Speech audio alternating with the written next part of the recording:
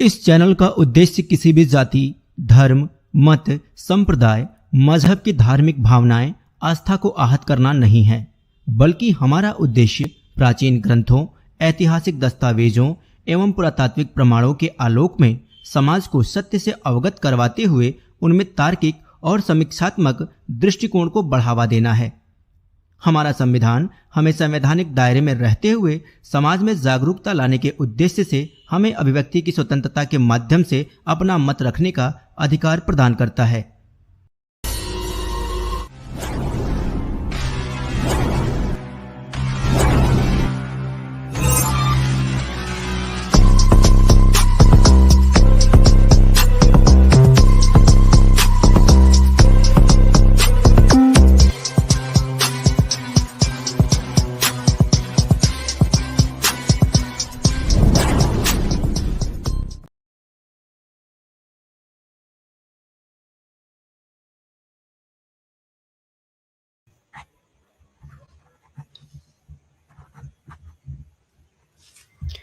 नमस्कार साथियों,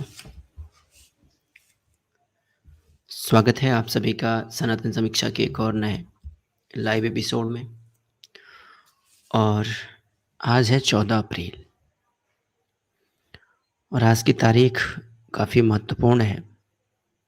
और इस तारीख को महत्वपूर्ण इसलिए भी माना जाता है कि यह तारीख दो ऐसे महापुरुषों के जीवन से जुड़ी हुई है जो भारतीय जनमानस में, भारतीय संस्कृति में और भारतीय परंपरा में काफ़ी रचे बसे हैं। तो आज हम बात करेंगे सबसे पहले किन की? आज हम बात करेंगे भारत के प्रसिद्ध खगोल शास्त्री और गणितज्ञ आर्यभट्ट के बारे में, जिन्होंने शून्य बीजगणित के जनक के तौर पर अपनी पहचान बनाई और जिन्होंने यह सिद्धांत दिया कि पृथ्वी अपनी धुरी पर घूमती है। तो ऐसे महान गणितज्ञ, आचार्य और विद्वान व्यक्ति का आज जयंती है 14 अप्रैल। और दूसरी जो महान विभूति हैं जिनको हम बड़े गर्व और बड़े सम्मान के साथ याद करते हैं, डॉक्टर बाबा साहब भीमराव अंबेडकर। 14 अप्रैल डॉक्टर बाबा साहब भीमराव अंबेडकर भारतीय जनमानस के एक ऐसे व्यक्तित्व जिनके ऊपर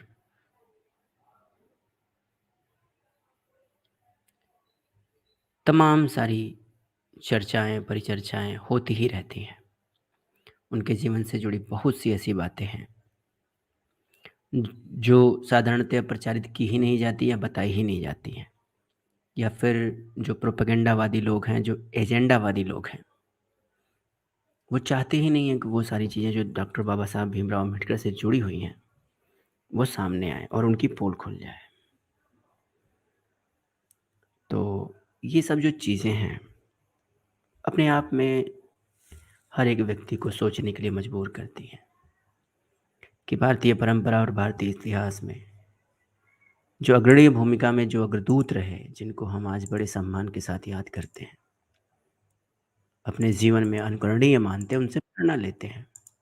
तो ऐसे प्रेरणादायी जो चरित्र हैं उनके जीवन के सर्वांगीण पहलुओं पर बात क्यों नहीं होती?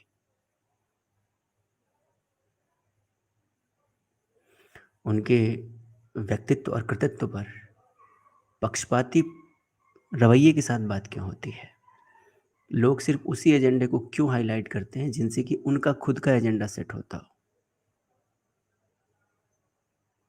तो आज हम बाबा साहब के जीवन और व्यक्तित्व से जुड़े कुछ ऐसे पहलू आपके साथ साझा करेंगे जो शायद ही आप जानते हो। दूसरी सबसे बड़ी बात है कि बाबा साहब अम्बेडकर एक ऐसा व्यक्तित्व जिसने हमें ये सिखाया, यानी कि जिस समय भारत में जितने भी गद्दार और मक्कार थे जो ये चिल्लाते थे कि भारत में आर्य जो हैं वो विदेशी हैं, बाहर से आए हैं, लुटेरे हैं, अपराधी हैं, उस दौर में एक सिर्फ मसीहा बाबा साहब अम्बेडकर एक ऐसा व्यक्तित्व खड़ा था जिसने पुरजोर तरीके से इस आर्य आक्रमण सिद्धांत का खंडन किया,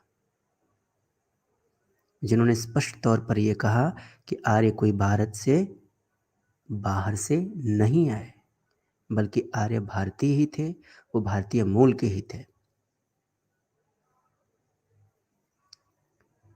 भारत विभाजन यानी कि भारत और पाकिस्तान का जो विभाजन नाम से जो उन्होंने पुस्तक लिखी, उस पुस्तक से प्रेरणा लेनी चाहिए, हमें उस पुस्तक से सीखना चाहिए कि किस तरह से डॉक्टर बाबा साहब अम्बेडकर अपने व्यक्तित्व और अपने कृतित्व और अपनी लेखनी में इस बात की तरफ हिंदुओं का ध्यान आकृष्ट करते हैं कि हिंदुओं के ऊपर किस तरह से इस्लामिक बर्बरता ने हिंदू संस्कृति और परंपरा को तहस नहस कर दिया। इसी के साथ साथ वह व्यक्ति बाबा साहब अम्बेडकर ही थे जिन्होंने कॉन्स्टिट्यूशन में आर्टिकल 25(2)(b) में हिंदू शब्द की परिभाषा गढ़ी कि हिंदू कौन है।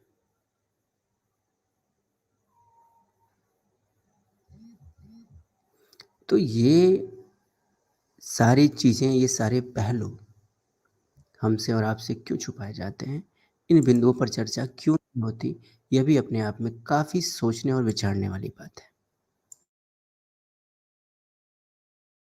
तो अभी हमारे साथ हमारे दो साथी भी जुड़ चुके हैं, पहले तो नटराज जी और दूसरे हमारे सनातन रिविल जी। तो आप दोनों ही बंधुओं का स्वागत है आपके अपने चैनल पे। तो सबसे पहले चलते हैं नटराज जी के पास और नटराज जी के संभाषण में समझते हैं कि बाबा साहब अम्बेडकर के ऊपर इनके क्या विचार हैं। तो नटराज जी, आप क्या कहना चाहेंगे? क्या हमने जो बातें कही हैं उससे आप सहमत हैं?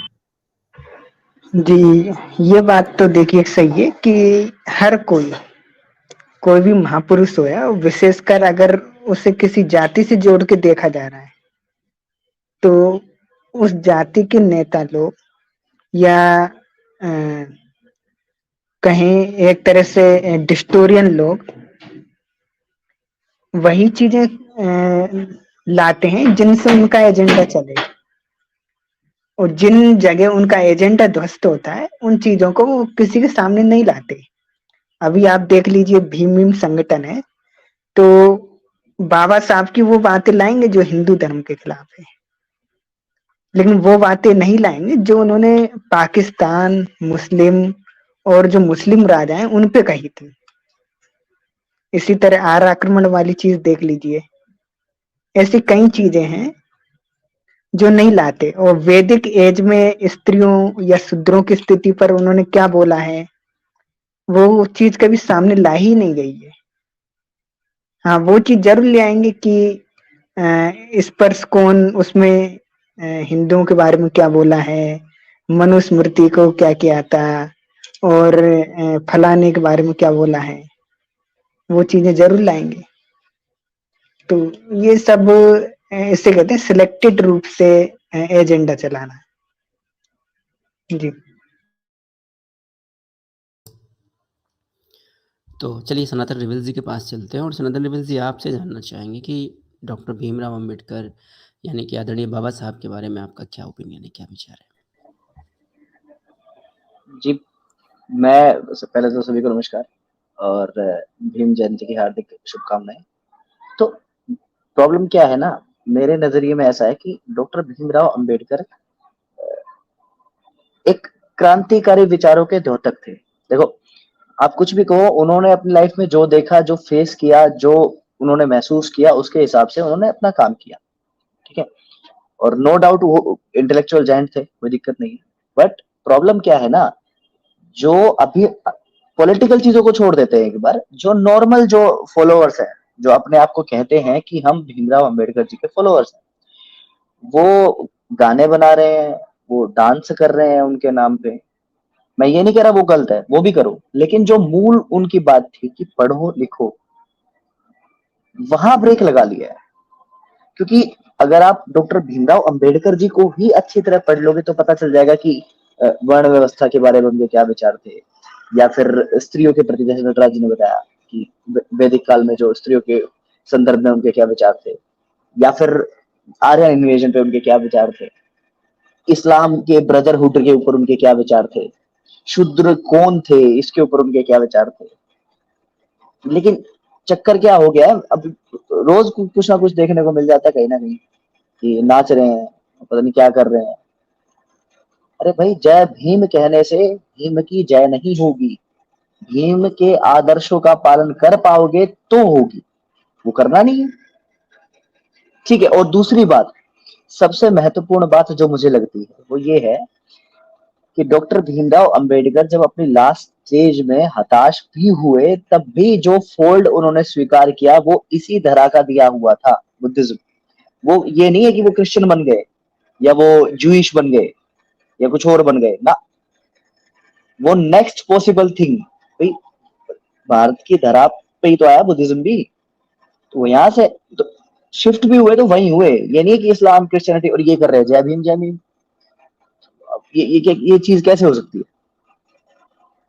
अभी मैं कुछ समय पहले कोई एक है सज्जन, बहुत भयंकर सज्जन है, वो पुष्यमित्र शुंग को राम बताते थे, तो उनका देख रहा था, वो कह रहे थे कि मुस्लिम मूल निवासी हैं, ब्राह्मण विदेशी।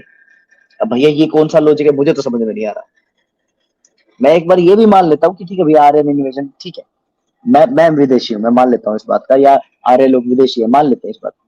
अरे भाई, मुस्लिम मूल निवासी कैसे हो गए, मुझे समझ में नहीं आ रहा है कि अब डॉक्टर भीमराव अंबेडकर के नाम पर ये कौन सी रोटियां किस तरह से सेकने का प्रयास कर रहे हैं। और जबकि ये चलेंगी नहीं, बहुत लंबी चीज, लोग पढ़ना जानते हैं, पढ़ लेंगे, फिर जब पढ़ लेंगे फिर इनकी रोटियां सिकनी बंद हो जाएगी, फिर कुछ नया लेके आएंगे। तो मेरे तो यही विचार थे कि डॉक्टर भीमराव अंबेडकर ने कहा था पढ़ो लिखो संगठित हो जाओ, तो पूरा इसको फॉलो करो, अच्छा ही रिजल्ट मिलेगा, बुरा नहीं मिलेगा। कोई उन्होंने गलत बात नहीं कही है, पढ़ो लिखो अच्छी बात है, संगठित होना अच्छी बात है, तो क्या गलत है इसमें।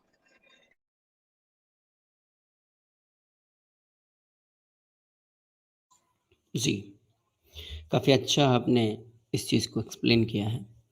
तो चलिए दर्शकों, थोड़ा सा और सेशन को आगे बढ़ाते हैं और कुछ ऐसी चीज़ें आपके साथ साझा करते हैं डॉक्टर बाबा साहब अम्बेडकर से जुड़ी, जो आप सबके लिए इंटरेस्टिंग भी होंगी और ज्ञानवर्धक भी होंगी।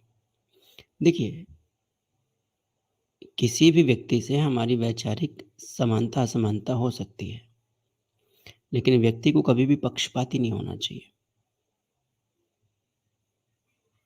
और पक्षपात पूर्ण तरीके से किसी की समीक्षा भी नहीं करनी चाहिए।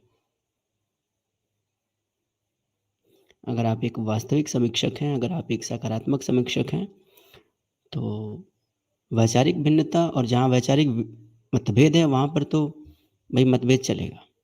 भाई हम जिस बात से सहमत नहीं हैं उस बात से सहमत तो नहीं है, लेकिन जिस बात से सहमति है उस बात पर अपने विचार रखने चाहिए, या उस व्यक्ति के उस व्यक्तित्व का भी प्रचार प्रसार होना चाहिए। क्योंकि किसी भी व्यक्ति के एकल परिप्रेक्ष्य को जब हम किसी समाज या संस्कृति में जब बीजारोपित करते हैं, तो भटकाव की स्थिति पैदा हो जाती है। उस व्यक्ति के प्रति अन्य लोगों के बीच में जो एक भावना होती है वो सकारात्मक नहीं बन पाती।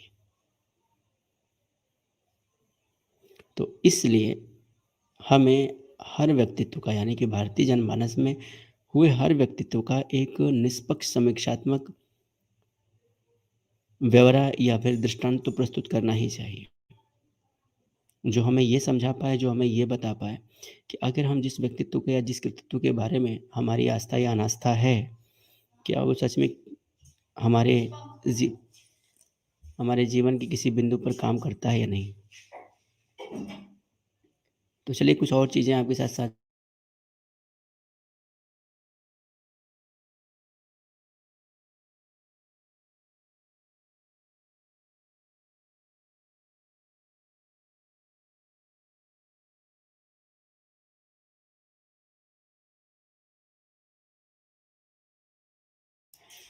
तो चलिए कुछ चीज़ें साझा कर देते हैं। और आज हम बात करेंगे बाबा साहब की वह बातें जो अम्बेडकरवादी कभी नहीं बताते हैं। जी हाँ, बिल्कुल सही सुना आपने। बाबा साहब अम्बेडकर की वो बातें जो तथाकथित अम्बेडकरवादी कभी नहीं बताते हैं, चर्चा ही नहीं करते, इस पर बोलना पसंद नहीं करते, क्योंकि इनको मालूम है अगर बोल देंगे तो एजेंडा गायब हो जाएगा, और अगर एजेंडा गायब हुआ तो राजनीति गायब हो जाएगी, और राजनीति नहीं रही तो फिर हुआ हुआ करने का मतलब क्या बनता है भैया। किसी भी महापुरुष के जीवन के सर्वांगीण पहलुओं पर सही तरीके से समीक्षा होनी चाहिए, और महापुरुष व्यक्ति किसी एक का नहीं होता,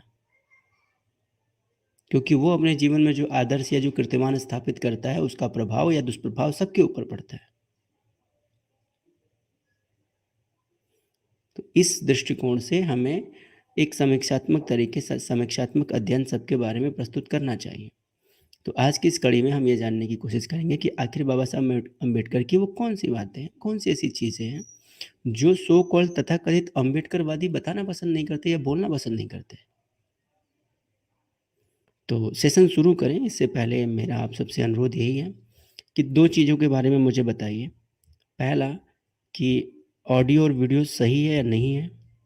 दूसरा कि आपने ये वीडियो शेयर की है या नहीं की है। मुझे फटाफट आप लोग कमेंट करके बताइए, फिर सेशन को आगे बढ़ाते हैं, शुरू करते हैं।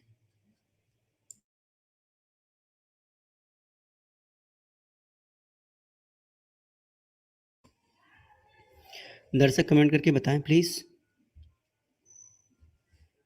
ओके, तो ऑडियो वीडियो ठीक है।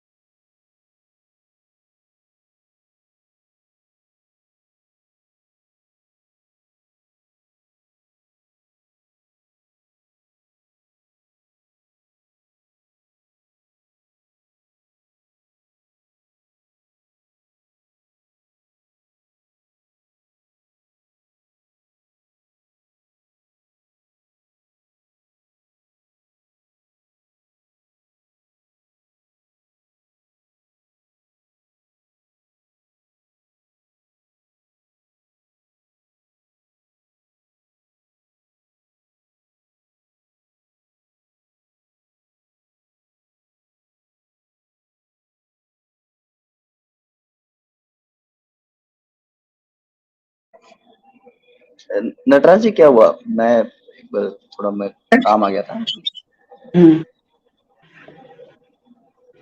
क्या हुआ है? कुछ दिक्कत आई है क्या? हाँ शायद ऐसे ही लग रहा है। ठीक है, तो कमेंट्स देख लेते हैं, कोई क्वेश्चन टाइप हो तो। Audio is good, thank you. हर हर महादेव जी, आपको भी हर हर महादेव।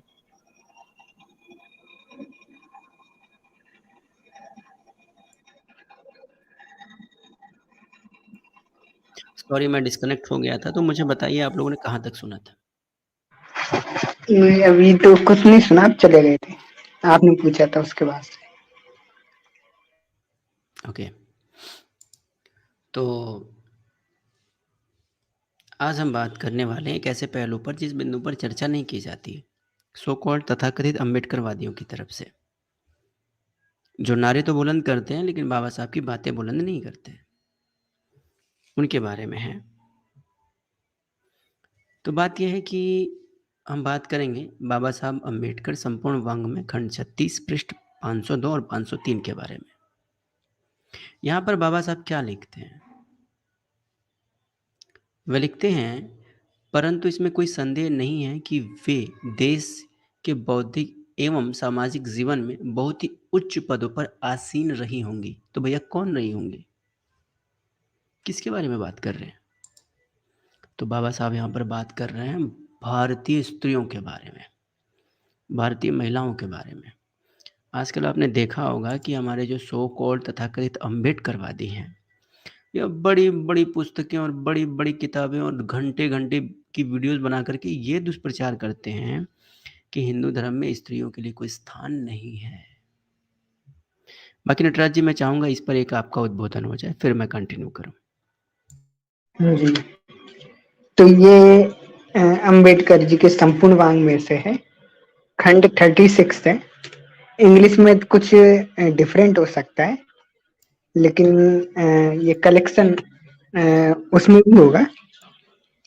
और पृष्ठ संख्या 502 और 503 पर है। इसमें क्या है, डॉक्टर अंबेडकर ने जो वैदिक काल है, यानी बुद्ध से पूर्व, तो उस समय जो नारियों की स्थिति थी वो काफी अच्छी मानी है। और अथर्ववेद का हवाला दिया है, कहा है कि उसमें स्त्रियां उपनयन की हकदार थी, और जब वो लड़की अपना ब्रह्मचर्य समाप्त कर लेती थी उससे विवाह योग्य कहा जाता था। ब्रह्मचर्य का मतलब देखिए हमेशा यही नहीं होता कि अपन वो नियंत्रण करें। ब्रह्मचर्य का सीधा अर्थ एक होता है विद्यार्थी। ऐसे कई सारे उल्लेख मिलेंगे, इंस्क्रिप्शन भी मिलेंगे, किसी पे मिलेगा ब्रवचिक स ब्रह्मचारी, यानी ब्रह्मचारी मतलब होता है विद्यार्थी, मतलब ऋग्वेद का विद्यार्थी। छांदोग्य से ब्रह्मचारी यानी सामवेद का विद्यार्थी। आशुलायन से ब्रह्मचारी यानी आशुलायन शाखा का ब्रह्मचारी। उसी प्रकार जो स्त्रियां होती हैं वो भी ब्रह्मचर्य का पालन यानी कि शिक्षा लेती थी गुरुकुल इत्यादि में। और कई जगह श्रुति स्मृतियों में भी आता है स्त्रियों के लिए ब्रह्मचारी कहा गया है ना। ब्रह्मचारी चर्य का पालन अच्छा बताया है। तो उसका मतलब ये नहीं है कि वो केवल संयमित हो जाना। संयम तो एक छोटा सा भाग है, उसका मतलब है शिक्षा प्राप्त करना। तो जब ब्रह्मचर्य समाप्त कर लेती थी यानी अपना विद्यालय समाप्त कर लेती थी तो उसे विवाह योग्य कहा जाता था। सूत्र सूत्र से स्पष्ट है, यहाँ शोध सूत्र है कि महिला वेद मंत्र उच्चारण कर सकती थी। तो कई प्रमाण मिलते हैं, विवाह समय भी, कई संस्कार के समय भी, यहाँ तक कि समावर्त संस्कार के समय भी। और यहाँ आस्वलन ग्रह सूत्र सूत्र सूत्र में एक उल्लेख है कि स्त्री के हाथ में वेद दिया जाता है, यानी उस समय लिखित रूप में भी वेद थे, वेद की पुस्तक दी जाती है, फिर उससे एक मंत्र बुलवाया जाता है, तो मंत्रों का उच्चारण भी कर सकती थी। महिलाओं को वेद पढ़ना सिखाया जाता था। इस तथ्य का प्रमाण पाणिनि अष्टाध्यायी में दिया गया है। महिलाएं गुरुकुल में जाती थी। देखिए पाणिनि अष्टाध्यायी में एक सूत्र है जिसमें आया है शाली छात्रा छात्रीशाला, जैसे छात्रालय या छात्रशाला होती है यानी छात्रों का स्कूल, वैसे छात्रीशाला करके भी आया है यानी छात्राओं का विद्यालय। इसका मतलब हुआ कि महिलाओं के लिए भी अलग से गुरुकुल होता था, कम से कम पाणिनि के समय काल तक। और मीमांसा भी वेद शाखाओं का अध्ययन करती थी। देखिए वेद शाखाओं का भी उल्लेख है पाणिनि के अष्टाध्यायी में। जैसे पुरुषों के लिए आता है काठक शाखा का अध्येता काठक है ना, कंठ शाखा का अध्येता कंठा है ना, इस तरह से नाम आता है। उसी तरह महिलाओं के लिए भी है, जो काठक शाखा पढ़ती थी उसके लिए काठी शब्द आता था, यानी यजुर्वेद की काठी शाखा की अध्येता।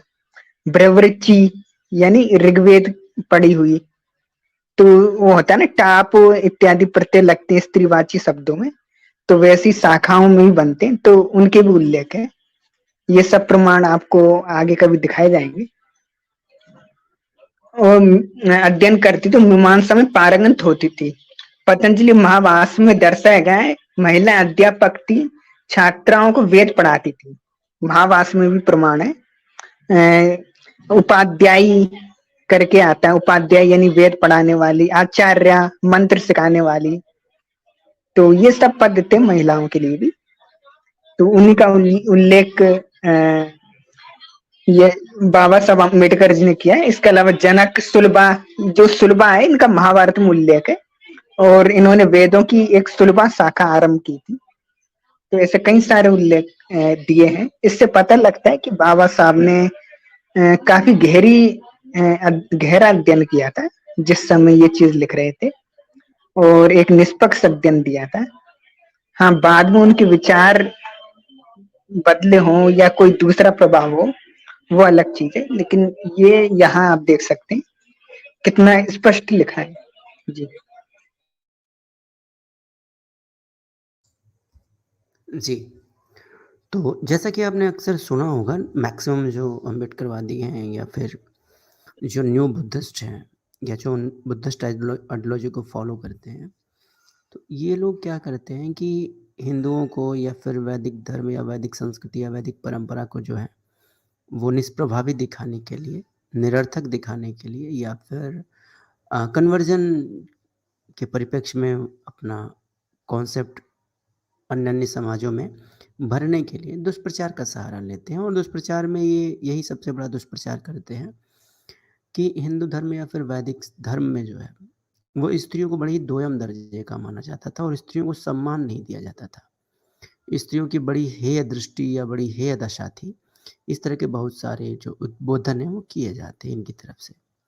लेकिन इस बात का अगर एक समीक्षात्मक स्वरूप या एक समीक्षात्मक अध्ययन अगर हम करें और इस बात को डॉक्टर बाबा साहब अम्बेडकर के परिप्रेक्ष्य या नज़रिए से जानने की कोशिश करें, तो ये पूरी की पूरी बात जो है उल्टी दिखाई देती है। अब क्यों उल्टी दिखाई देती है? बाबा साहब क्या इस टॉपिक पे कहते थे, आज के सो कॉल्ड अम्बेडकरवादी क्या इस टॉपिक पे कहते हैं? तो ये दोनों ही चीज़ें आपके सामने हमने रखने का एक प्रयास किया है। बाकी आप इस चीज़ को अपने बुद्धि विवेक से समझने और जानने का प्रयास करें। अब चलिए कुछ और आपके साथ साझा करते हैं। यहाँ पर हम साझा करेंगे आपके साथ एक ऐसी चीज़, एक ऐसी बात जो बहुत ही कम लोग जानते हैं इसके बारे में। इतने कम लोग जानते हैं कि खुद सो कॉल्ड अम्बेडकरवादी भी ये बात नहीं जानते हैं, और अगर जानते भी हैं तो डिस्कस नहीं करते हैं। पोल खुल जाएगी, एजेंडा चल नहीं पाएगा। तो इसमें क्या लिखा है, क्या कहा गया है, इस पर मैं चाहूँगा कि सनातन रेबल्स की टिप्पणी हो।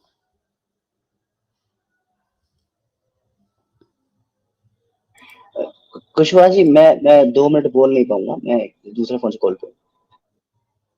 ओके, तो नटराज जी आप इस पर अपना वक्तव्य रख दीजिए।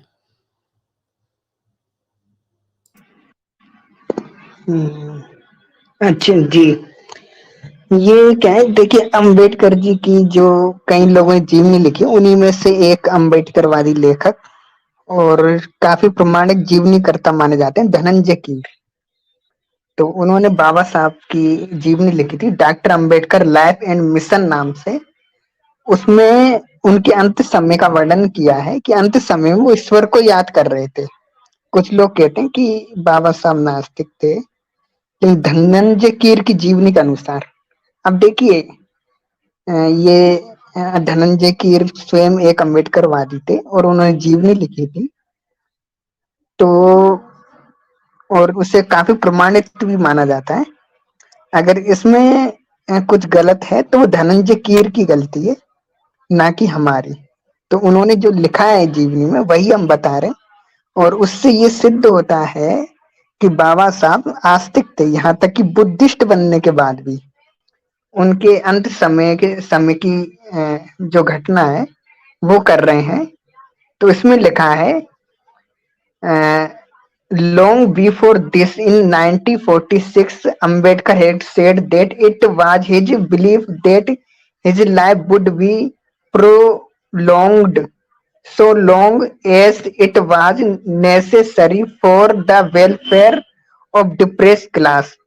This fact carried him throughout disappointments and disorders of health. He prayed to God that he should bless him with a span of life that was necessary of his work, if not more. मतलब वो ईश्वर से प्रार्थना कर रहे थे कि ईश्वर उन्हें इस समय सही कर दे, उन्हें अपना आशीर्वाद दे कि इस समय वो सही हो जाए, क्योंकि जो डिप्रेस क्लास के लिए वो कार्य कर रहे हैं उसके लिए उनका जीवन बहुत महत्वपूर्ण है। बस उन्हें उनके कार्य तक के लिए जीवित रह दे। ये प्रार्थना वो कर रहे थे ईश्वर से। तो इसी से पता लग रहा है कि वो आस्तिक भी थे। जी।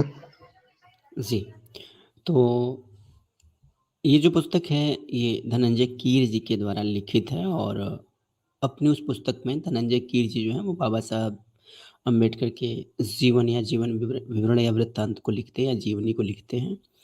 और उस जीवनी को लिखते समय बाबा साहब के अंतिम क्षण के बारे में वो लिखते हैं कि बाबा साहब अपने अंतिम क्षण में यानी कि अपने अंतिम समय में ईश्वर से अपने जीवन के लिए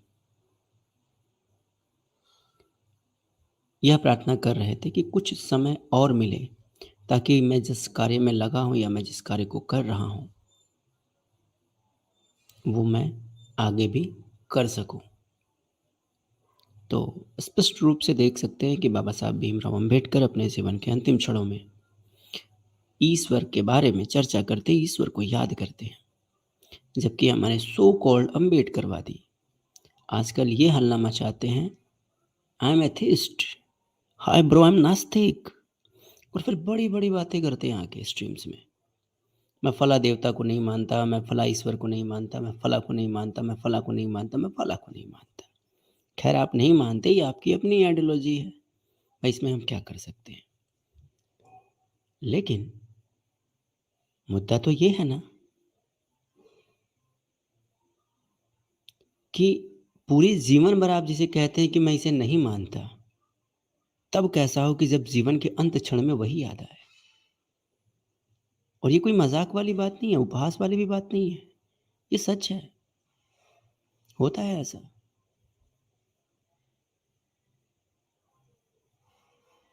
क्योंकि सच जो है ना वो पूरे जीवन में कभी भी बाहर ना आए, लेकिन जीवन के अंतिम क्षण में बाहर जरूर आ जाता है।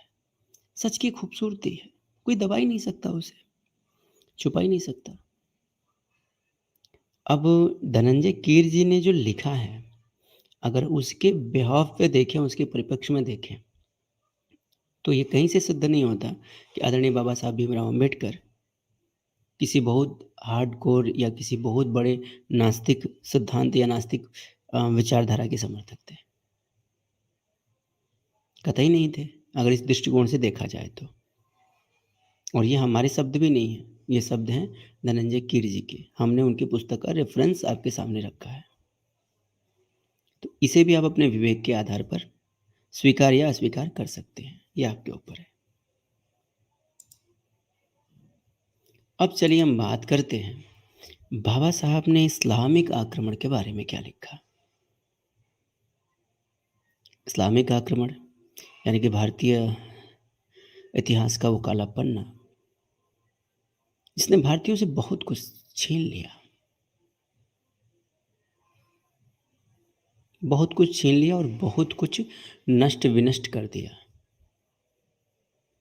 काफ़ी चीज़ें जो हैं हमारे और आपके जीवन से मिटा दी गई।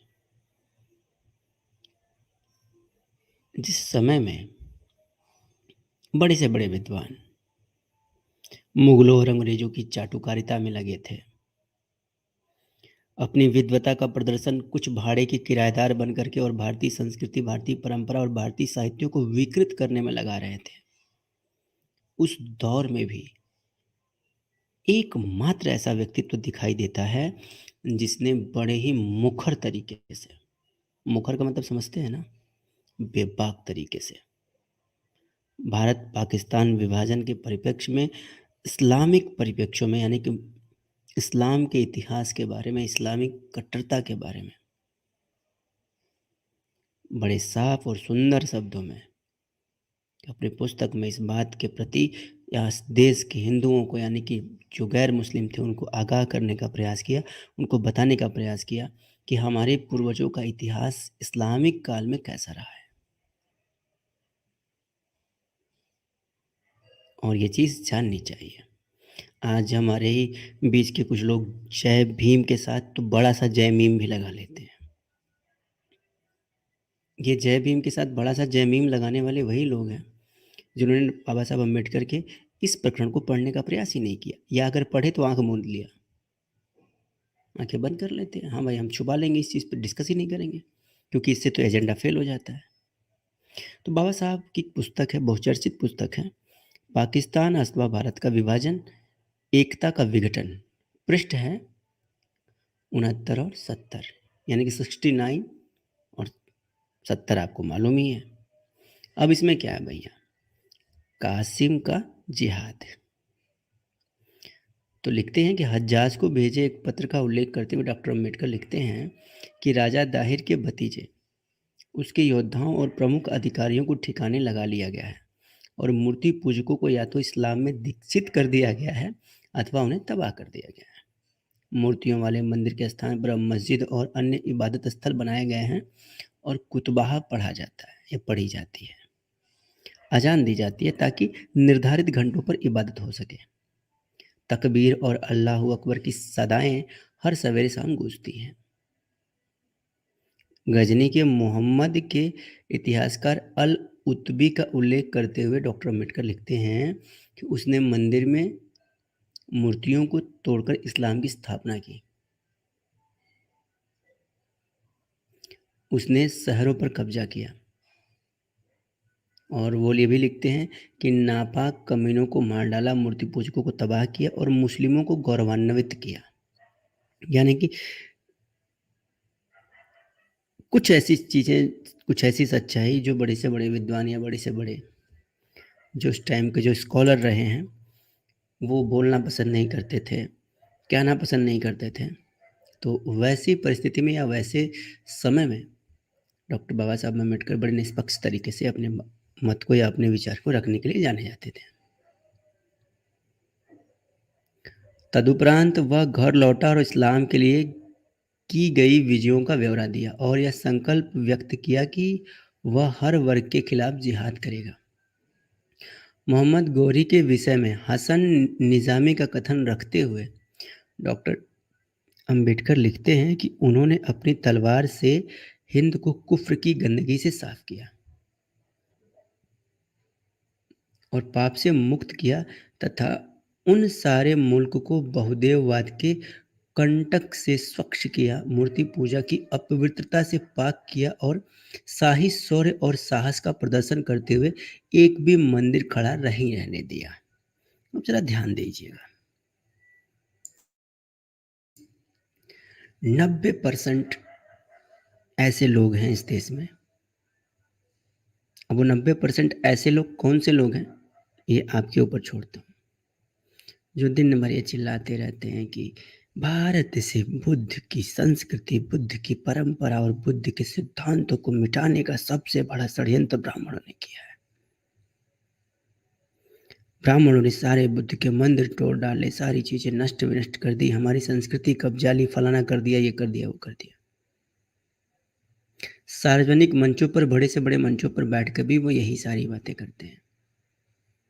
लेकिन एक भी सो कॉल्ड ये बड़ा वाला लिबरांडो तबका ये नहीं बताता कि आदरणीय बाबा साहब अम्बेडकर ने इस्लाम के परिप्रेक्ष्य में ये जो बात लिखी और उन लोगों के परिप्रेक्ष्य में लिखी जिन लोगों ने भारतीय संस्कृति से मूर्ति पूजकों को मूर्ति पूजा किया। मूर्ति में भगवान बुद्ध की भी मूर्ति आती है और ये सबको मालूम है कि भारत में सबसे ज़्यादा मूर्तियाँ बुद्ध और जैन धर्म की पाई जाती हैं, बनाई गई थी।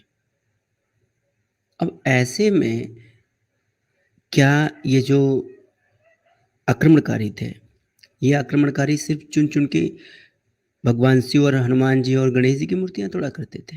नहीं, इनके लिए काफिर वो हर व्यक्ति है जो मूर्ति पूजक है या किसी भी तरह से अपने इष्ट या आराध्य की मूर्ति में आस्था या अपनी अनास्था व्यक्त करता है। बुत परस्ती जिसको बोलते हैं, बाबा साहब की एक पुस्तक में यह भी रेफरेंस दिया गया है। असल में बुत परस्ती का सीधा सीधा आशय है बुद्ध परस्ती। इस पर कभी बाद में डिस्कस करेंगे, जब इसका प्रमाण आपके सामने रखेंगे तो इस पर हम डिस्कस करेंगे।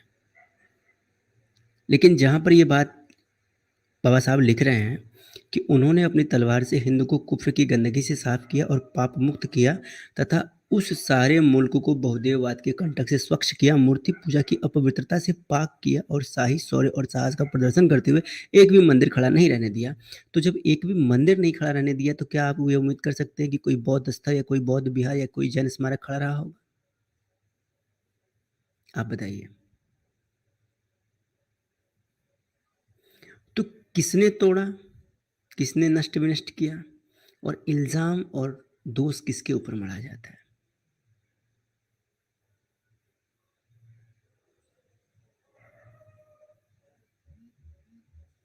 तो क्या कर सकते हैं? तो ये भी एक सच है जो बाबा साहब अम्बेडकर के द्वारा लिखा गया, बताया गया, लेकिन इस पर आज तक किसी ने कोई डिस्कस नहीं किया, किसी ने कोई चर्चा नहीं की, किसी ने कोई बातचीत नहीं की। ये भी अपने आप में काफ़ी एक पक्षपातपूर्ण रवैया है जो हमारे देश के संभ्रांत इतिहासकारों और विद्वानों के द्वारा रखा जाता है, प्रस्तुत किया जाता है। कुछ और चीज़ें आपको दिखाता हूँ। अब देखिए, अक्सर हमारे ये सो कॉल्ड जो बुद्धिजीवी लोग हैं, वो हिंदुओं को इस बात के लिए चिढ़ाते हैं कि हिंदू गाय को अपनी माँ मानते हैं, या पशु पक्षियों को पूजते हैं, जानवरों को पूजते हैं, ठीक है, उनके लिए लड़ मरते हैं, उनकी सुरक्षा के लिए, उनके संवर्धन के लिए लड़ाई करते हैं। ये हिंदू ऐसे हैं, ये हिंदू ऐसे हैं, ये ऐसे हैं, वैसे हैं। और फिर यही लोग ये कहते हैं कि भारत का संविधान हमारे आदरणीय बाबा साहब ने लिखा। तो जब अगर आप ये मानते हैं कि भारत का कॉन्स्टिट्यूशन आदरणीय बाबा साहब ने लिखा, आप इस चीज़ को स्वीकार अगर कर रहे हैं, तो फिर भारतीय संविधान के भाग 4 राज्य की नीति के निर्देशक तत्व के अंतर्गत अनुच्छेद 48 में जो लिखा है उस पर बात क्यों नहीं करना चाहते? चलिए हम बताते हैं कि अनुच्छेद 48 में लिखा क्या है। लिखा है, राज्य गायों और बछड़ों तथा अन्य दुधारी और वाहक पशुओं की नस्लों के परीक्षण और सुधार के लिए और उनके वध का प्रतिरोध करने के लिए कदम उठाए। क्या लिखा है भैया? यानी कि जितने भी पालतू पशु हैं,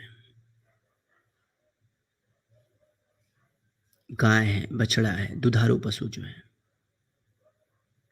उनकी नस्लों की परीक्षण और उनके सुधार के लिए और उनके प्रति होने वाली हिंसा के लिए, यानी कि उनको मारे जाने के निष्ठुर कृत्य जो लोग करते हैं, उनके प्रतिरोध यानी कि उनके प्रतिषेध या उनके प्रतिरोध में या उनके विरोध में जो भी कदम उठाया जा सके, वो कदम उठाया जाने योग्य है।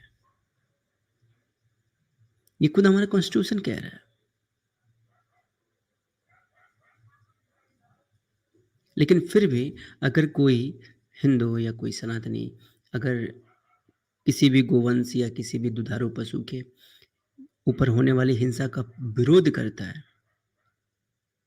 तो ये उसी का विरोध करने लगते हैं। तब कॉन्स्टिट्यूशन इनका नहीं रहता, तब ये कॉन्स्टिट्यूशन को नहीं मानते हैं। ये कॉन्स्टिट्यूशन भी मानते हैं तो अपने हिसाब से, बाबा साहब को भी मानेंगे तो अपने हिसाब से। ये एक सबसे बड़ी समस्या है कुछ लोगों की, जो लोग प्रोपेगेंडावादी हैं, जो लोग एजेंडावादी हैं। बाकी जो लोग पढ़े लिखे हैं, समझदार हैं और जो लोग सिद्धांतवादी हैं, वो अपने महापुरुषों और अपने आदर्शों के हर चरित्र, हर व्यक्तित्व पर समान दृष्टांत या समान जो है आइडियोलॉजी रखते हैं। तो ये कुछ ऐसी बातें थी जो हम आपके साथ साझा करना चाहते थे बाबा साहब अम्बेडकर के विषय में। कुछ और भी चीज़ें हैं साझा करने के लिए, लेकिन थोड़ा सा हमारे साथ कार्तिक अय्यर जी भी जुड़े हुए हैं, तो कार्तिक अय्यर जी का भी विचार सुन लेते हैं बाबा साहब अम्बेडकर के बारे में। और मैं आप लोगों को बता दूं कि ये स्ट्रीम भी लंबी नहीं जाने वाली है, क्योंकि कंटेंट बेस है। तो कंटेंट बेस है तो लंबी नहीं जाएगी। 33 मिनट हो रहा है, 40 मिनट में इस स्ट्रीम को क्लोज करेंगे हम।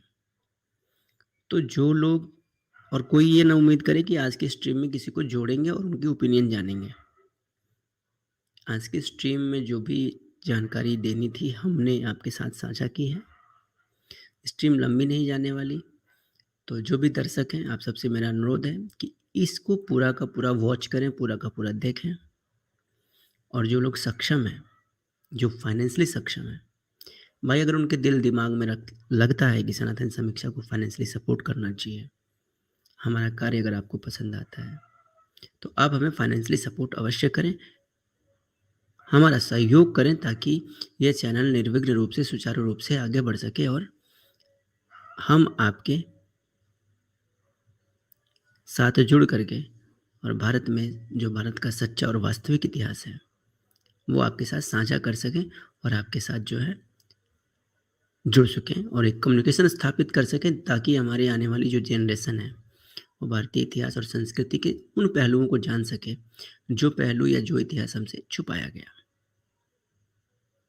तो चलिए कार्तिक जी के पास चलते हैं और समझते हैं कि कार्तिक जी, बाबा साहब अम्बेडकर के विषय में आपका क्या विचार है, आप क्या पक्ष रखना चाहेंगे? जी, सभी को नमस्ते और डॉक्टर बाबा साहब अम्बेडकर की जयंती पर सबको शुभकामनाएं। और वैसे कुशवाहा जी और नटराज जी ने तो काफी पर्याप्त सामग्री प्रस्तुत कर दी है जनता के सामने। मैं बस एक दो चीजें कहना चाहता हूँ कि डॉक्टर अम्बेडकर का महत्व क्या है। एक तो उन्होंने जो सबसे बड़ा नैरेटिव है वामपंथियों का, आर्यन इन्वेजन थ्योरी, उसको उन्होंने सीधे स्पष्ट तौर से नकारा है और ये बहुत बड़ी बात है, क्योंकि उन्होंने उस पर ये लोग कहेंगे कि वो इतिहासकार नहीं थे। उस पे फिर प्रश्न हो जाएगा, इतिहासकार नहीं थे तो मनुष्य मृत्यु आदि की बात पर ये लोग क्यों प्रामाणिक मानते हैं उनको? मतलब मीठा मीठा गड़ब कड़वा कड़वा थू। उसमें एक ही कहूंगा कि उन्होंने जो तर्क रखे हैं, जैसे गंगा आदि नदियों का नाम होना और उनके प्रति अच्छी भावना प्रकट करना वेदों में इत्यादि कुछ तर्क हैं उनके अपने। हालांकि हम इतिहास नहीं मानते, पर उन्होंने जो उस समय जो थ्योरी चल रही थी अंग्रेजों के हिसाब से, उस हिसाब से उन्होंने कहा है कि आर्य जो है यहीं के लोग हैं और शूद्र भी आर्य ही हैं, आर्यों से ही निकले हुए हैं। ये बात उन्होंने मानी है। उन्होंने ये भी माना है कि छुआछूत पहले सनातन धर्म में नहीं था और वर्ण व्यवस्था गुण कर्म स्वभाव से होती थी। ये बात उन्होंने स्पष्ट रूप से मानी है, हमने कई बार दिखाई है।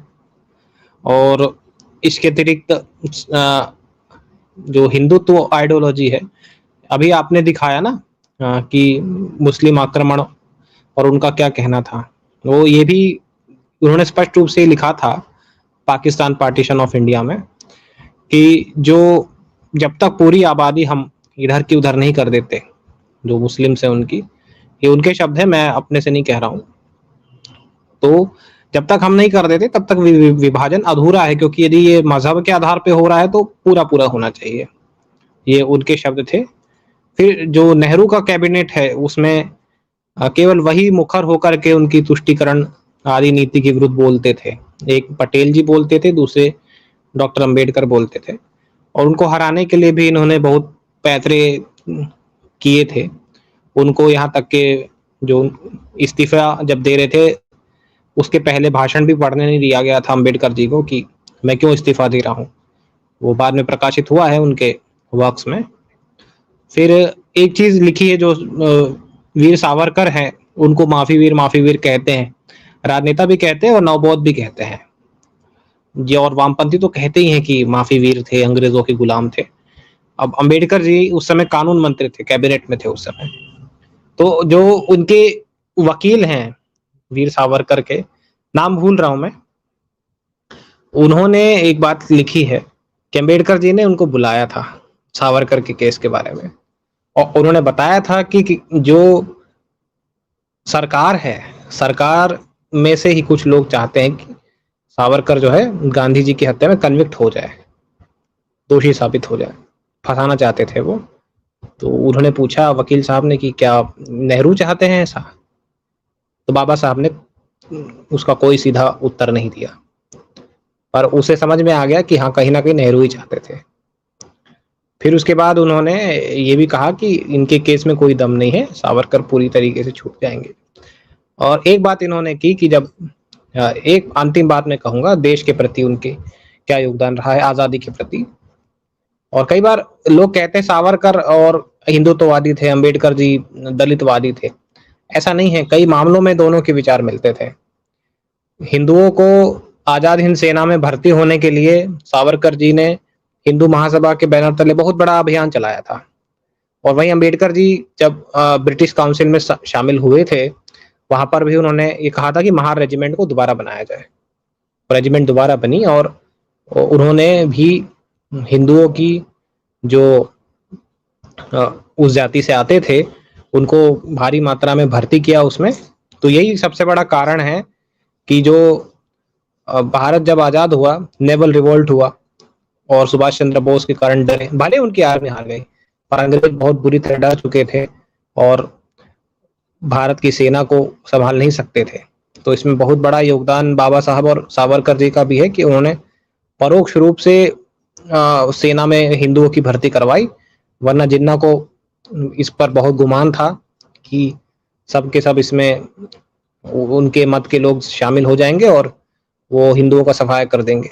आप सोचिए यदि जितना आज पाकिस्तान है उससे ज्यादा होता यदि सेना में उनका बहुमत होता, तो बहुत सा हिस्सा वो खुद अपने बलबूते जीत लेते, तो एक बहुत बड़ा उपकार है।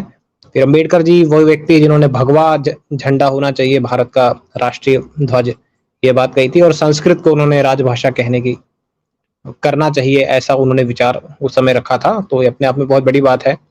और उन्होंने ये भी कारण है कि उनको भारतीय संस्कृति से प्रेम था। अभी नटराज जी ने और कुशवाहा जी ने पढ़ा आप लोगों के सामने कि उन्होंने ईश्वर को भी याद किया, तो कहीं ना कहीं आस्तिक भी थे वो, और इसलिए उन्होंने इस्लाम को, ईसाईयत को स्वीकार नहीं किया। वो इनको विदेशी मानते थे। जो विदेशी मजहब है जिनकी आइडियोलॉजी भारतीय संस्कृति से मिलती ही नहीं है, तो उसको अंगीकार उन्होंने नहीं किया। और संविधान में भी ये चीज लिखी है कि बौद्ध हो, जैन हो, वो व्यक्ति हिंदू ही कहलाएगा। तो अंततः वो हिंदू ही कहलाए उनकी डेफिनेशन के हिसाब से, और आस्तिक तो वो थे ही। और जो जितने प्रमाण मैं बता रहा हूँ वो प्रमाण बहुत ऑथेंटिक है, उनको सीधे नकारा नहीं जा सकता। और हमने भी जो दिखाए हैं उसमें धनंजय कीर को छोड़कर सब चीजें तो बाबा साहब ने ही लिखी है, और धनंजय कीर की जीवनी भी बहुत प्रामाणिक है। तो उन्होंने जो योगदान दिया है उसको हमें अध्ययन करना चाहिए। आर्यन इन्वेजन पे उनका क्या विचार थे, भारत में वर्ण व्यवस्था पहले कैसी थी, इस पर उनका क्या मत था, और आजादी के मामले में उनका क्या योगदान है। सावरकर के पक्ष में वो थे, और वो ही एक व्यक्ति थे। उन्होंने ये कहा था कि गांधी जी की जो हत्या हुई थी उस पे उन्होंने कहा था कि सरकार पे दबाव बना रहता था कि कभी भी अनशन पे बैठ जाते थे, 55 करोड़ पाकिस्तान को देते थे, वो अब खत्म हो जाएगा, भारत अब आगे बढ़ जाएगा, उस दौर से निकल जाएगा। तो ये कहने की उन्होंने हिम्मत दिखाई। बीबीसी को दिया उनका इंटरव्यू, आज भी पढ़ा है। तो उनकी जो भी राजनीतिक बातें हैं, एक चैनल है कैपिटल टीवी करके, उसमें प्रखर श्रीवास्तव बहुत अच्छा इस विषय पे ऑथेंटिक पुस्तकों के प्रमाण लगाकर बोलते हैं, जैसे हम लोग बोलते हैं। वो जरूर सुनने लायक बातें हैं। आज 14 अप्रैल को हम बाबा साहब ने जो जाति भेद उन्मूलन और हिंदू धर्म के पक्ष में, राष्ट्र के पक्ष में जो भी योगदान दिया, हम उसको याद करते हैं। और इसी के साथ मैं व्याख्यान समाप्त करता हूँ। सभी को नमस्ते। जी, तो काफ़ी अच्छा वक्तव्य कार्तिक जी का भी रहा और काफ़ी अच्छा नॉलेज इन्होंने भी दिया। और जैसा कि मैंने बोला था कि स्ट्रीम लंबी नहीं खींचेंगे, तो स्ट्रीम यहीं क्लोज करेंगे। और आप सबसे आग्रह यही करूँगा कि प्लीज़ शेयर करें, अधिक से अधिक लोगों को जोड़ें। और महत्वपूर्ण बात यह है कि जो भी दर्शक नए हैं वो हमारे चैनल को सब्सक्राइब जरूर करें। इस तरह के कंटेंट हम हमेशा रोज ही ले आते हैं। डिस्कशन डिबेट में भी हम फैक्ट और प्रूफ के साथ अपना पक्ष रखते हैं। और सबसे बड़ी बात यह है कि वास्तविक इतिहास और वास्तविक संस्कृति चाहे जिस भी स्वरूप या रूप में रही हो, उसे जानने का हक और अधिकार हम सबका है। और अपने इतिहास को और अपनी परंपराओं को जानने का जो भी सुगम या कठिन मार्ग आपको मिले, उसके माध्यम से आप अपने पुराने समय, अपने पूर्वजों के इतिहास और परंपराओं को जानने का यत्न जरूर करें। ऐसा नहीं है कि जीवन में सिर्फ उन्हीं पुस्तकों को पढ़ना जरूरी है जो पुस्तकें आपके लिए अच्छा लिखती है, या जिन पुस्तकों में आपके लिए अच्छा लिखा है। जीवन के उन बिंदुओं और उन कठिनतम परिस्थितियों से जूझने वाले लोगों के जीवन चरित्र को भी पढ़ना चाहिए, जिससे ये पता लग सके कि उसके दौर में या उनके दौर में समसामयिक मूलभूत समस्याएं क्या थी, और उन समस्याओं को समझते हुए हम आज वर्तमान में उससे कैसे दूर जा सकते हैं और वर्तमान को कैसे सुदृढ़ बना सकते हैं, और वर्तमान को सुदृढ़ बनाते हुए कैसे अपना भविष्य या अपने समाज, अपने देश और संस्कृति का भविष्य निर्धारित कर सकते हैं। तो इन सभी बिंदुओं पर भी चर्चा होनी चाहिए और इस पर भी बात करनी चाहिए। तो इन्हीं शब्दों के साथ आज के स्ट्रीम को हम यही संपन्न करेंगे, लेकिन स्ट्रीम संपन्न करने से पहले हमें आज के इस स्ट्रीम पे कुछ सुपर चैट प्राप्त हुआ है, वो हम आप लोगों के साथ साझा कर देते हैं, और जो लोग सहयोग करना चाहते हैं वो कर सकते हैं। तो सबसे पहले तो हम ऋतिक पांडे जी की बात करेंगे, और इन्होंने हमें 22 रुपये का सहयोग किया है। सर बहुत बहुत आभार आपका। और दुष्यंत सर आपका बहुत बहुत आभार हमें फाइनेंशियली सपोर्ट करने के लिए। और एवी सर ने चैनल की मेंबरशिप ली है, काफ़ी पुराने सदस्य हैं चैनल के, तो सर आपका बहुत बहुत आभार। और गोल्डन दीदी आपका बहुत बहुत आभार आपके सहयोग के लिए। और जो है मिथिलेश राज भाई आपका भी बहुत बहुत आभार।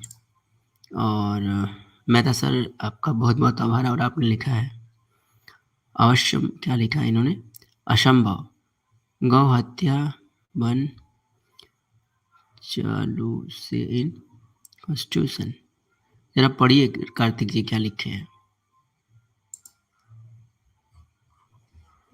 वो कह रहे हैं कि असंभव गौ हत्या ban clause in constitution, this is a विदेशी यूरेशियन कॉन्स्टिट्यूशन, मीमीज never broke any Buddha statue. फिर भीमी मीमी लिखा है उन्होंने। उनका कहना है कि गौ हत्या के विरोध में हमारे कॉन्स्टिट्यूशन में ये बात है, तो जरूर मनुवादियों की यूरेशियन कॉन्स्टिट्यूशन से बात ली गई होगी। मजाक किया उन्होंने। अच्छा अच्छा, और नहीं बिल्कुल है, हमारे कॉन्स्टिट्यूशन में ये फैक्ट रखे गए हैं कि जो भी दुधारू पशु हैं या जो भी पालतू पशु हैं, उनके संरक्षण, संवर्धन और उनके विकास के परिप्रेक्ष्य में कानून और प्रावधान बनने चाहिए। उनके संरक्षण, विकास और उनके जनजीवन और उनकी सुरक्षा के ऊपर जो एक दायित्व है, उस दायित्व का निर्वहन हर नागरिक को करना चाहिए। ये बात बड़े स्पष्ट और साफ सुथरे शब्दों में हमारे कॉन्स्टिट्यूशन में रखी गई है। चलिए कुछ लोगों के कमेंट भी ले लेते हैं हम। और ये इनकॉग्निटो जी हैं, सर बहुत बहुत आभार आपका हमें सहयोग करने के लिए।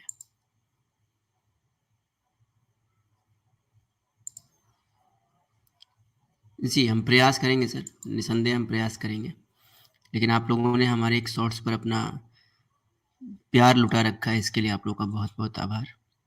अब हम उस शॉर्ट्स पर 7 लाख व्यूज़ कवर करने वाले हैं, और लगभग सिर्फ उसी एक शॉर्ट से 5000 सब्सक्राइबर जो है चैनल ने गेन किए हैं। सिर्फ एक शॉर्ट्स, 5000 सब्सक्राइबर, 7 लाख व्यूज़, तो ये सब आप लोगों के प्यार और सहयोग का नतीजा है।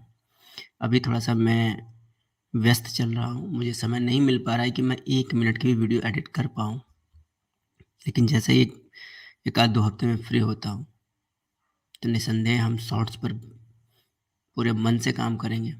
और एक स्पेशल शॉर्ट्स चैनल ही आप लोगों के लिए हमने बना भी रखा है, उस पर वर्क करेंगे। और हर टॉपिक पर शॉर्ट्स जो है, अच्छा बढ़िया शॉर्ट, ऐसा नहीं कि हम किसी इधर उधर की शॉर्ट्स उठा के डाल दें, बढ़िया शॉर्ट डालेंगे जैसे प्रोफेशनल शॉर्ट डाले जाते हैं। तो इसके लिए आप सबके इस प्यार और सहयोग के लिए बहुत बहुत आभार। अनन्या जी पूछ रहे हैं कि कौन सा शॉर्ट्स, तो वही शॉर्ट्स जिसमें एक थोथा चना जो है वो कह रहा था कि मैं जिसको दीक्षित कर देता हूँ वो अगले साल कांवड़ लेके चला जाता है, वही वाला शॉर्ट काफ़ी वायरल हो रहा है। फेसबुक पे भी डाला था मैंने, वहाँ भी काफ़ी अच्छा रिस्पांस मिला, और यूट्यूब पर तो धमाल मचा दिया आप लोगों ने। मेरे चैनल की सबसे ज़्यादा रीच वाली वीडियो है वो। तो बड़ा प्रसन्न है आजकल मन आप लोगों के इस प्यार के लिए, इस सहयोग के लिए। तो नटराज जी क्लोजिंग स्टेटमेंट आपका होना चाहिए, क्या कहना चाहेंगे हमारे दर्शकों से? जी इसमें अंत में यही कहना है कि बाबा साहब एक महान व्यक्तित्व के धनी थे, और उनकी दोनों साइडें हैं, लेकिन हमें उनके जो देश के लिए, समाज के लिए उपयोगी बातें हैं, वो अवश्य पालन करनी चाहिए। और उस समय भी, जिस समय वो अ, एक विरोधी रूप में भी थे, उस समय भी उन्होंने कई ऐसे पॉइंट दिए हैं जो पक्ष के लोग हैं उन्होंने भी नहीं दिए थे। जैसे कई जैसे बाल गंगाधर तिलक इत्यादि लोग हैं, वो आर्यों को बाहर से मानते थे, कोई अटलांटिका से मानते थे, कोई कहीं से। लेकिन उस समय उन्होंने भारतीय होने की थ्योरी दी। कुछ ऐसे भी लोग थे हमारे ही हिंदू समाज में जो स्त्रियों को और को वेद पढ़ने का अधिकार नहीं मानते थे, लेकिन उन्होंने वेद पढ़ने के प्रमाण भी दिए। तो इस प्रकार कई सारी चीजें हैं जो दोनों पक्षों में देखने की जरूरत है। जो खुद को कोर अम्बेडकरवादी कहते हैं उन्हें भी देखनी चाहिए, और विरोधियों को भी। जी।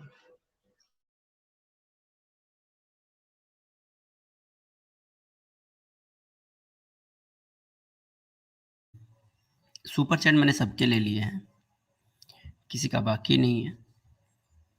और अभी इस स्ट्रीम को क्लोज करते हैं, क्योंकि ये एक काफ़ी अच्छा और सुंदर प्रकरण था, और इस पर हम ये नहीं चाहते कि इसको बहुत लंबा चौड़ा कर दें, ताकि इसके जो मूल बिंदु हैं, जो मूल हाईलाइटेड जो विषय हैं, वो लोगों से छूट जाए। क्योंकि अगर हम इसमें डिबेट डिस्कशन को जोड़ेंगे तो फिर इस स्ट्रीम की जो महत्ता है वो नहीं रहेगी। तो इसलिए हम इस स्ट्रीम को क्लोज कर रहे हैं, और फिर हम कल मिलेंगे डिबेट एंड डिस्कशन वाले टॉपिक के साथ। और कल भाई जिसको जितनी इच्छा होगी डिबेट डिस्कशन करने की, खा पी के आ जाना। कल मैं मिलूँगा आप लोगों से, क्योंकि कल रात वाली स्ट्रीम में मैं नहीं था और मेरे साथ कुछ प्रॉब्लम थी। कल तो आपका काम हमने ही कर दिया था। हाँ, कल हमारा कार्य जो है वो कार्तिक जी ने बड़े अच्छे ढंग से किया, तो इसके लिए भाई कार्तिक जी तो भाई बधाई के पात्र हैं। और कल मिलेंगे हम डिबेट और डिस्कशन वाले सेशन में। तो मिलिए आप लोग जिनको भी डिबेट और डिस्कशन करना है। तो फिलहाल आज के लिए अनुमति दीजिए, कल मिलते हैं। सभी को शुभ रात्रि। जय सिया राम, हर हर महादेव।